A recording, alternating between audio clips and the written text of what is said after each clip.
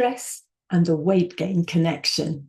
Hello, Kim here, and welcome to this session where I'll be sharing some facts around stress and its impact on our health and well-being, and particularly on our weight. If you're forever trying to get rid of that spare tire around your middle, it could be an indicator that you're in need of a health overhaul. Our fast track lifestyles could be catching up with you, not just on your mind, but also your waistline too. Now, we all deal with stress on a regular basis and often read about it on social media and in magazines, but how much does stress really affect us? The Merriam-Webster Dictionary defines stress as a physical, chemical, or emotional factor that causes bodily or mental tension and may be a factor in disease causation. The definition goes on to give examples of usage. Hormones are released into the body in response to emotional stress. Now, stress is by far one of the biggest modern day threats to our health, triggering all manner of unhealthy habits as well. Consuming more sugar, moving less, perhaps drinking more alcohol. And it wreaks havoc with our body's inner workings. And we may not realize exactly how much damage is being done. So when you consider the potential impact of ongoing stress, it is in reality a very big deal. The science writer, biologist, neuroscientist, and stress expert, Dr. Robert Sapolsky's book, Why Don't Zebras Get Ulcers?, explores the effects of stress on the human body and provides insights into managing stress effectively. So how does stress make us fat? What's actually going on in our bodies? Well, when you are faced with a perceived threat, danger of some description, your hypothalamus at the base of your brain sets off an alarm system whereby your adrenal glands release a surge of hormones, including adrenaline and cortisol. Now, adrenaline increases your heart rate, elevates your blood pressure, and boosts energy supplies to give you the ability to escape whatever's causing the danger. Cortisol, the primary stress hormone, increases sugars, glucose in the bloodstream, and that enhances your brain's use of glucose and increases the availability of substances that repair tissues as well. You are in a fight or flight scenario in preparation to get away from the danger. Now, this was essential for our Paleolithic ancestors when they may have been faced with a saber-toothed tiger in the long grass. But these days, we could find ourselves in a stressful situation at work, or even behind the wheel of a car.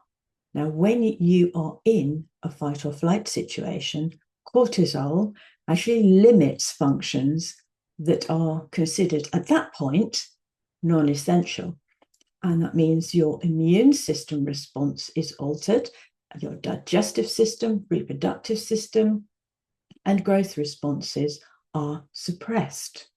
All your energy is going into life preservation. Now,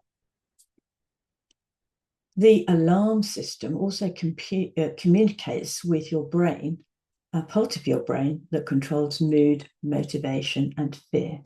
Now, the long-term activation of the stress response system and the subsequent overexposure to cortisol and these other stress hormones can disrupt almost all of your body's processes.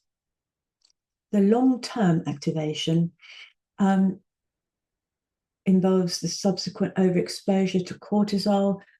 Other stress hormones can disrupt almost all your body's processes. So let's take a look at what that actually refers to. This puts you at increased risk of numerous health problems, including things like anxiety, depression, digestive problems, heart disease, sleep problems, weight gain, memory and concentration impairment too. And there are also other negative effects of chronic stress as well, When your body's digestive system is affected, there are likely to be nutrient deficiencies as a result of decreased nutrient absorption. Things also like reduced gut flora, reducing your good bacteria that form a part of your immune system as well. Increased levels of cortisol, which can actually inhibit weight loss, lowering metabolism and increasing fat storage, increased oxidative stress, which causes premature aging. So you can see the resulting hormone imbalances can cause quite a lot of disruption. These imbalances involve cortisol, insulin in particular, and chronic low-grade inflammation too can set the stage for the development of heart disease, type 2 diabetes, some forms of cancer, and other chronic diseases. Now, when we put on this weight as a result of this scenario, the fat that sticks around your middle is called visceral fat, and it's thought to be more metabolically active and can actually lead to more inflammation, raised blood pressure, and other things like cholesterol regulation and blood glucose and insulin levels as well. Now, for women who are going through the menopause or perimenopause, the hormones are already changing, all of this can actually be heightened as well. Chronic stress can also make you more susceptible to catching colds, flus, and other infections as well. And the physical stress disrupts physiological homeostasis in a number of ways, including the hormonal and inflammatory pathways that may be affecting your energy levels in an adverse way. So you may well notice that your levels of fatigue, low energy are impacting you as well.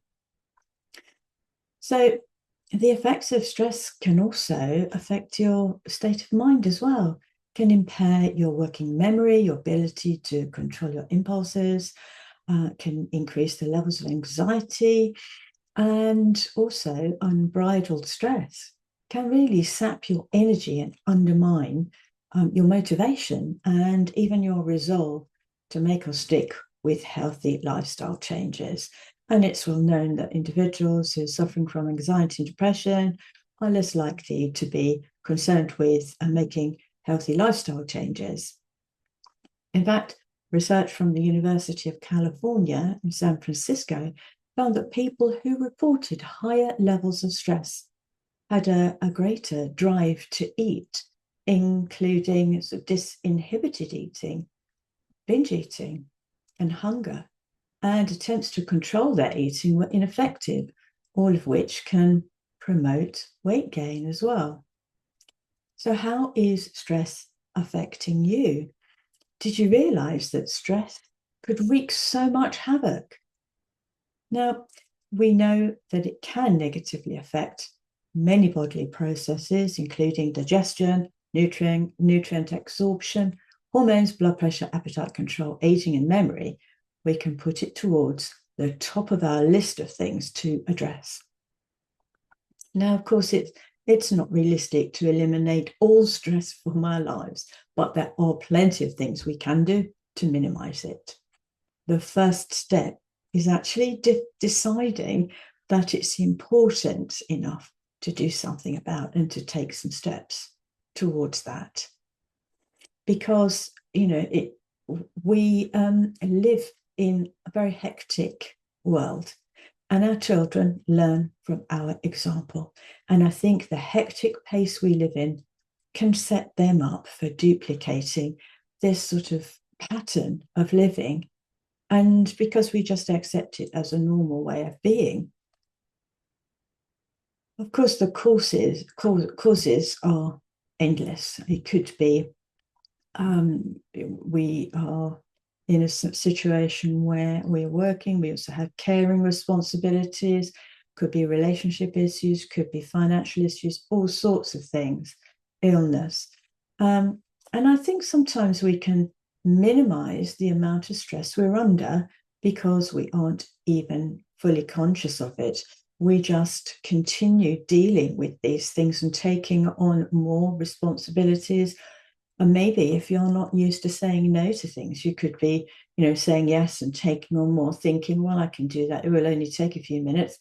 But before you know it, you end up with a schedule that is way too busy, and looking after your own health, and even just taking time out to have a calm few minutes or just a walk or an exercise session, those sorts of things just simply fall off the bottom of the long list of things we need to do. And ultimately, we can pay the price. It can affect all sorts of aspects of our life, our relationship with those around us. We can, as I said, not perhaps make the best food choices. So poor diet could be a factor. Health and time management issues, skipping meals, and it just makes things worse. Not having good quality sleep because we're going to bed too late because we are trying to fit in more into the day, or maybe get a head start on the next day. And it can really wreak havoc on our well-being. Now, the US Office on Women's Health says that women are more likely than men to report symptoms of stress, including headaches, things like upset stomach. And women are also more likely to have mental health conditions that are made worse by stress, such as depression or anxiety.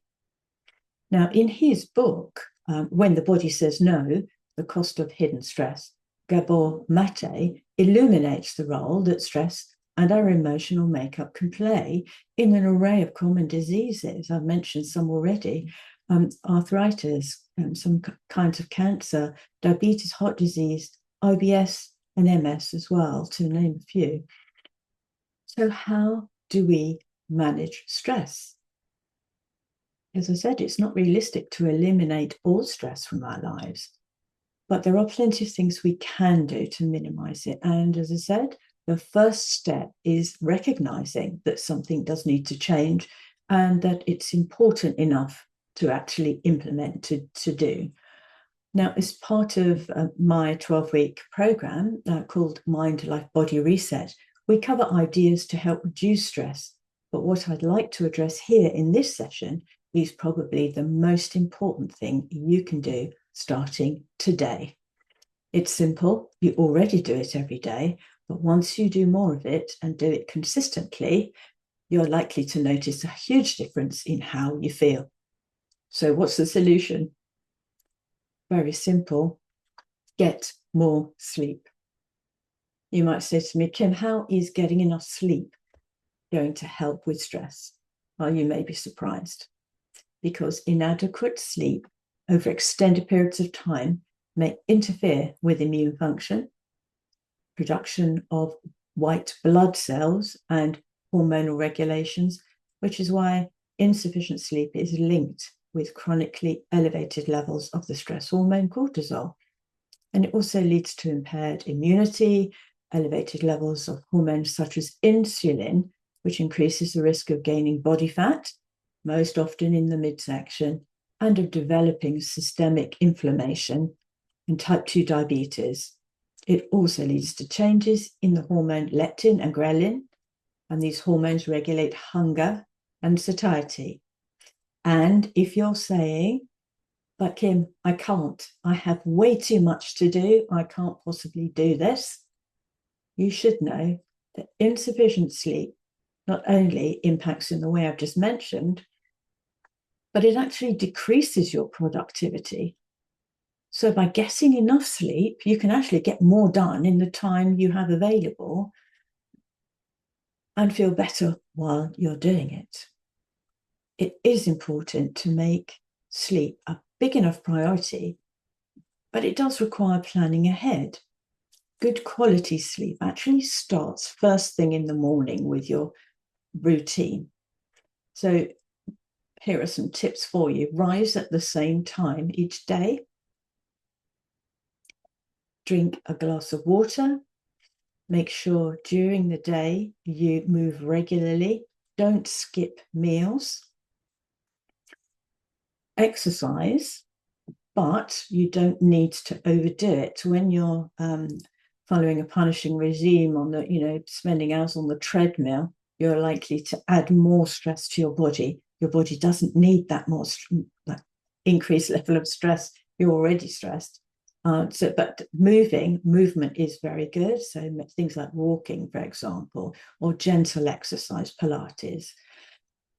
Eat magnesium-rich foods, and make sure you eat your last meal of the day at the very least 2 hours before bedtime, ideally 4 if you can. Consider powering down an hour earlier. Don't skip meals, as I said, because keeping your blood sugar level on an even keel is very important. Now, if you are experiencing overwhelming stress, it's important to speak to your doctor and get their support. Now, I share more about balancing hormones and blood sugar in my webinar classes. So do keep a lookout for my next web class. I post details about it on my Facebook page and in my free Facebook group, which you can join. It's free to join. You just need to click on the link. It's in the description below, and just answer a couple of questions and you can join. Now, I'm always interested to hear how any of my videos help. So be sure to get in touch and let me know how it goes. And also, if you're interested in more information on my 12-week program, Mind, Life, Body Reset, where we take a holistic approach for improving lifestyle choices, weight loss, stress management, and lots more besides, then do get in touch and I'll send you some information. That's it from me this time. Until next time, bye for now.